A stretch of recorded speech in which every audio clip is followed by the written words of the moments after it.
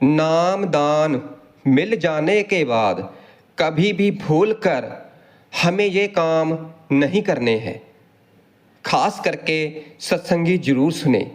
साध संगत जी, जब हमें नामदान मिल जाता है, जब हमारे ऊपर सतगुरु की कृपा हो जाती है और हमें नामदान मिल जाता है, तो फिर हमें कभी भूलकर भी ये काम नहीं करने चाहिए।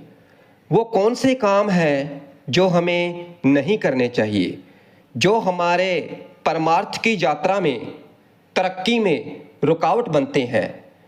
तो हम आपको आज इस सत्संग में बताएंगे, क्योंकि अगर हम सत्संगी भाई बहन ये काम करते हैं तो फिर हमें सिमरन भजन में कभी सफलता नहीं मिलेगी। इसलिए आपसे निवेदन है कि सत्संगी भाई बहन इस सत्संग को जरूर सुने, ताकि हमें पता चल सके कि वो कौन से काम हैं जो हमें नहीं करने चाहिए। और अगर हम इन बातों पर ध्यान नहीं देते हैं तो फिर हमें नामदान लेने का कोई फ़ायदा नहीं है। और फिर इसका मतलब तो ये है कि हमने नामदान केवल 84 लाख जिया जून से छुटकारा पाने के लिए लिया है, या फिर दिखावे के लिए लिया है कि नामधारी हैं, हमने फलाने फलाने गुरु से नामदान लिया हुआ है और हम बहुत धार्मिक लोग हैं, परमात्मा को मानने वाले लोग हैं। इसलिए साध संगत जी, इस तरह तो हमारा जन्म मरण से छुटकारा नहीं होने वाला है। इसलिए हमें नामदान मिल जाने के बाद भूल कर भी ये काम नहीं करने हैं। तो वो काम कौन से हैं, तो सुने। सबसे पहला काम तो ये है कि किसी के प्रति ईर्ष्या अर्थात जलन, अगर हम नामदान मिल जाने के बाद किसी से ईर्ष्या करते हैं, जेलसी करते हैं, जलते हैं, तो फिर हमें नामदान लेने का कोई फ़ायदा नहीं है। अगर हम अपने आसपास के लोगों के साथ ईर्ष्या रखते हैं, किसी रिश्तेदार को देखकर जलते रहते हैं कि उनकी तरक्की कैसे हो गई, वो इतनी ऊंचाई पर कैसे पहुंच गए, इनका काम कैसे बन गया, तो भाई ये बहुत ही बुरी बात है। क्योंकि हर किसी के अपने कर्म हैं और उन कर्मों का हिसाब किताब होता है, और अपने किए गए कर्मों के अनुसार व्यक्ति को सुख दुख और तरक्की मिलती है। और अगर हम किसी दूसरे व्यक्ति की तरक्की को देखकर जलते हैं, उसके साथ ईर्ष्या रखते हैं, तो फिर हमें नामदान लेने का क्या फ़ायदा हुआ। साध संगत जी, दूसरा काम है कि अहंकार करना। अगर हमने नामदान लेने के बाद भी अहंकार करना नहीं छोड़ा, तो फिर हमें क्या फ़ायदा नामदान लेने का। क्योंकि अगर हमें परमात्मा ने तरक्की दी है, तो हमें अहंकार ना करके उस परमात्मा का शुक्र करना चाहिए, परमात्मा का कोटि कोटि धन्यवाद करना चाहिए। अहंकार नहीं करना चाहिए कि ये जो सब किया है मैंने किया है, और जो मेरे पास है वो मेरे ही कारण है, ये सब कुछ करने वाला मैं हूँ और कोई दूसरा नहीं कर सकता। इसलिए साध संगत जी, अगर उस मालिक ने मौज में आकर हमें तरक्की बख्श दी है, तो फिर हमें उस परमात्मा का धन्यवाद करना चाहिए कि उस परमात्मा ने हमें इस काबिल समझा, इस लायक समझा। क्योंकि जो माया आज हमारे पास है, तो वो आज से पहले किसी और के पास थी और वो कल किसी और के पास चली जाएगी। क्योंकि ये माया धन दौलत जब इंसान के पास आती है तो इंसान बहुत खुश होता है, और जब ये जाती है तो किसी को बताकर नहीं जाती है, और फिर जब चली जाती है तो इंसान को ऐसी ठोकर मार कर जाती है कि इंसान को दर दर का भिखारी बना देती है। तो भाई फिर हम इस धन दौलत का अहंकार क्यों करते हैं? क्योंकि जब ये हमारे पास आती है तो सब हमारा मान सम्मान करने लगते हैं और हमें वो लोग भी बुलाने लग जाते हैं जिन्होंने हमसे कई सालों से बात तक नहीं की थी। इसलिए जब भी ये माया, ये धन दौलत जाती है तो ये किसी को बताकर नहीं जाती है, और फिर जब ये चली जाती है तो फिर हमारे आस पड़ोस के लोग, हमारे रिश्तेदार, ये सभी हमें छोड़कर चले जाते हैं। इसलिए साथ संगत जी, हमारे में से ही कई लोगों ने अपनी ज़िंदगी में ये अनुभव किए होंगे कि ये माया, ये धन दौलत इंसान को रातों रात अमीर बना देती है और रातों रात ही कंगाल भी बना देती है। तो भाई जब हमें मालूम है तो फिर अहंकार किस बात का है? क्योंकि ये तो उस परमात्मा की दी हुई दात है और इसमें हमारा क्या है? और देख लो, हम तो बिना बात के ही अहंकार करते रहते हैं। इसलिए कभी भी धन दौलत का, माया का अहंकार नहीं करना चाहिए, क्योंकि हमारे पास आज जो कुछ भी है ये सब कुछ उस परमात्मा का ही है, हमारे सतगुरु का दिया हुआ है। तो फिर अहंकार किस बात का, जब ये हमारी है ही नहीं। और तीसरा, कभी भी रंग रूप का, जवानी का अहंकार नहीं करना चाहिए। रूप, रंग और जवानी का अहंकार कभी भी नहीं करना चाहिए। अगर उस मालिक ने हमें तंदुरुस्त शरीर दिया है, अच्छी सेहत दी है, तो उसका धन्यवाद करना चाहिए, उसका कोटि कोटि धन्यवाद करना चाहिए, उसका शुक्रिया करना चाहिए, उसका बहुत बहुत शुक्र अदा करना चाहिए कि उसकी कृपा से हम ठीक ठाक हैं, हमारी सेहत ठीक है। तो हमें इन चीज़ों का कभी भी अहंकार नहीं करना चाहिए, क्योंकि ये हुस्न जवानी हमेशा के लिए नहीं रहती हैं। अगर कुछ रहता है तो वो केवल इंसान की अच्छाई रहती है, ना कि उसका रंग रूप। अगर हम 4 दिन भी बीमार हो जाते हैं तो हमारी शक्ल ही बदल जाती है, हमारा चेहरा कैसे बदल जाता है ये तो हम सभी को पता ही है। और अगर फिर हमें इस बात का अहंकार है तो फिर एक बार अस्पताल में जाकर देख लेना चाहिए। जिस हुस्न जवानी और सुंदर चेहरे का हम अहंकार करते हैं तो देख लेना किस तरह अस्पताल में बिस्तर पर होते हैं, बीमारियों से कर्रा रहे होते हैं। किसी को कोई रोग है, किसी को कोई रोग है, क्योंकि सुंदर तो वो है जिसका अंतर्मुख सुंदर है, जिसका स्वभाव सुंदर है, जिसके अंदर निर्मलता है, प्रेम है, प्यार है, हर किसी के लिए आदर सत्कार है। क्योंकि सुंदर रूप और सुंदर काया तो केवल 4 दिनों की मेहमान होती है, ये तो 4 दिनों में ढल जाती है, मगर सादगी और अच्छाई हमेशा कायम रहती है। तो भाई जब हमें पता है तो फिर हम अहंकार किस बात का करते हैं? इसलिए हमें कभी भी अपने रंग रूप का, सुंदर शरीर का अहंकार नहीं करना चाहिए, क्योंकि इसमें हमारी कोई बड़ाई नहीं है।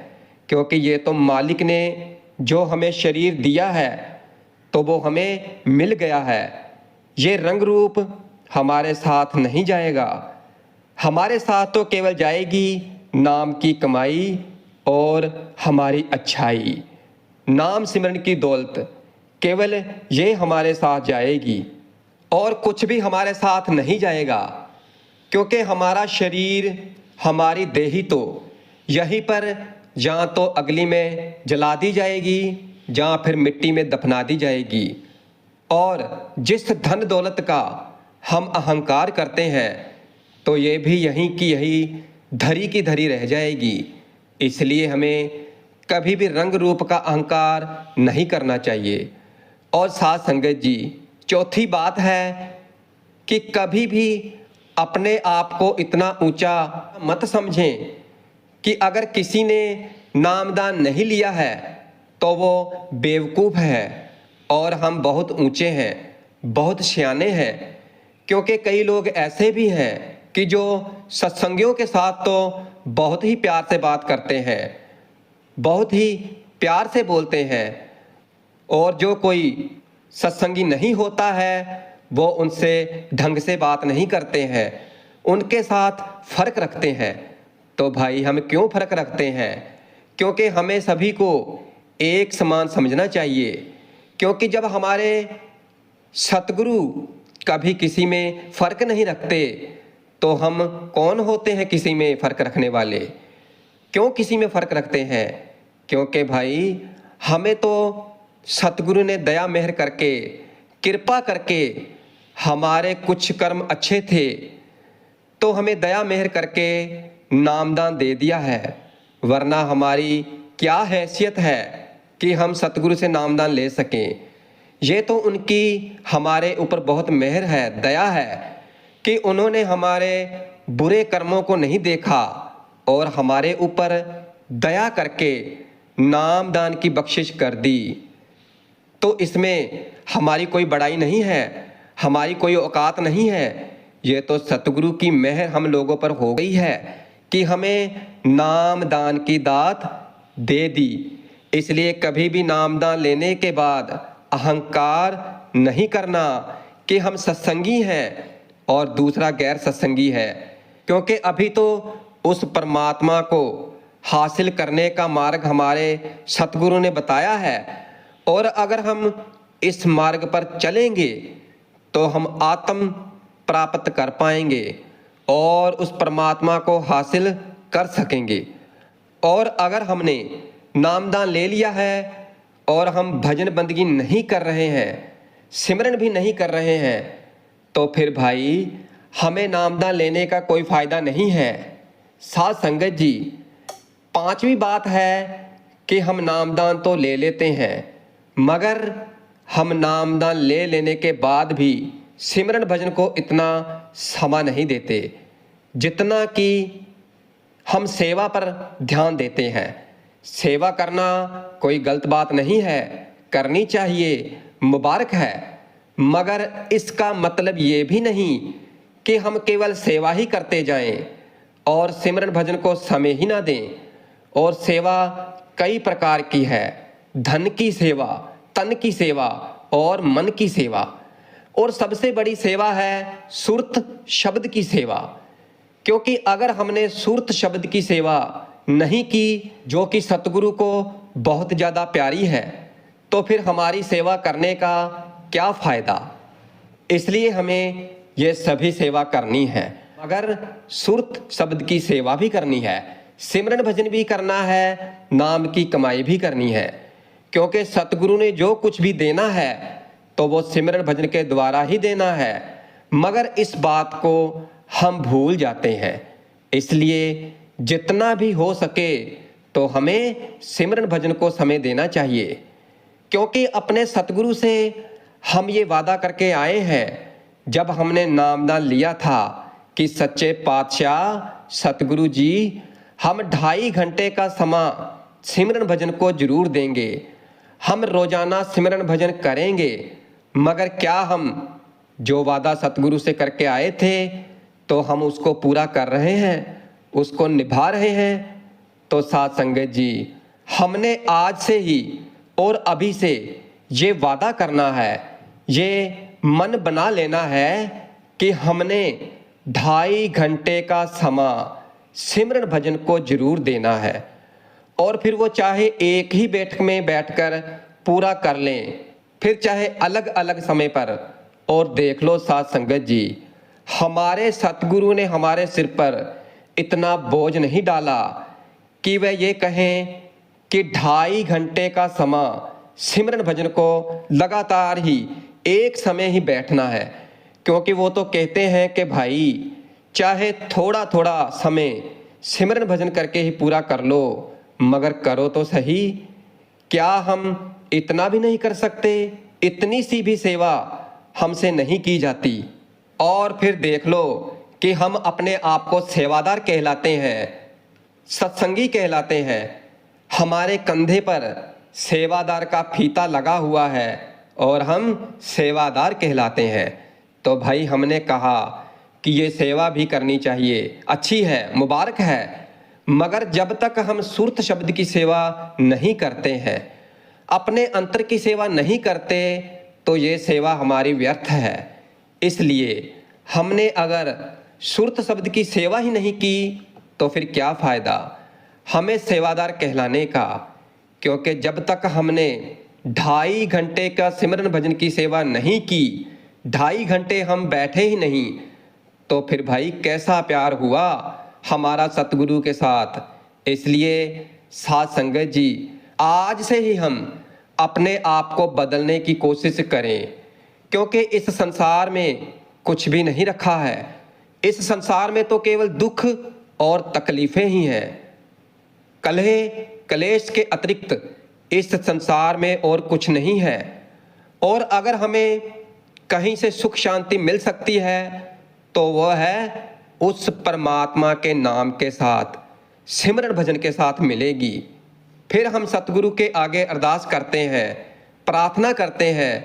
अगर समय नहीं दे पाते और ये सोचते हैं कि सतगुरु अपने आप ही सब कुछ ठीक कर देंगे, इसलिए भाई अगर हमने सारा दिन इस संसार को ही देना है, इसकी मोह माया में ही उलझे रहना है और सतगुरु को याद ही नहीं करना और सिमरन भजन भी नहीं करना, तो फिर भाई सब कुछ ठीक कैसे होगा? इसलिए साध संगत जी, हमें चाहिए कि सिमरन भजन को ज़्यादा से ज़्यादा समय देना चाहिए, जिससे कि हमारा कुछ बन जाए और हमारे सतगुरु भी हम पर खुश हो जाएं और हमारा इस संसार में आया हुआ सफल हो जाए। हमारा मकसद है यहाँ आने का, तो वो पूरा हो जाए और हम अपने असली घर उस परम धाम में पहुँच जाए जहाँ से हम आए हैं।